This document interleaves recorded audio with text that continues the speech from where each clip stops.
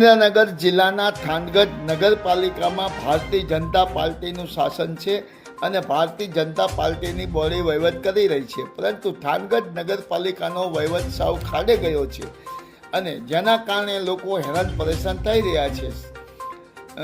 થાનગઢ સૂર્ય ચોકથી માંડીને Indian petrol pump સુધી તેમજ ભારત પેટ્રોલ પંપ સુધી 73 રોડ સુધી આ રોડ સાવ ઉબડ ખાબડ બન્યો છે. આના કારણે અકસ્માતના બનાવો વધી રહ્યા છે. નિર્દોષ લોકોને જીવ ગુમાવવો પડતા હોય છે અને રાહદારીને પણ રસ્તા ઉપર ચાલવામાં અનેક પ્રકારની મુશ્કેલી પડતી હોય છે. થાનગઢના શ્રમિક ઉદ્યોગકારો દર વર્ષે થાનગઢ નગરપાલિકાને લાખો રૂપિયાનો ટેક્સ ભરે છે, તેમ છતાં રોડ રસ્તા તૂટી ગયા હોવા છતાં મહાનગરપાલિકા દ્વારા રોડ રસ્તા બનાવવામાં આવતા નથી અને રિપેરિંગ કરવામાં આવતા નથી.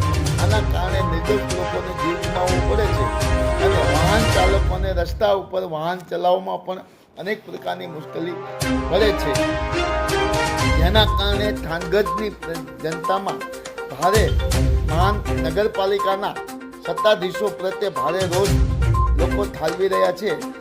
થાનગઢ નગરપાલિકાનો વહીવટ દિન પ્રતિદિન કઠરતો જાય છે અને વહીવટ ખાતે થતો જાય છે.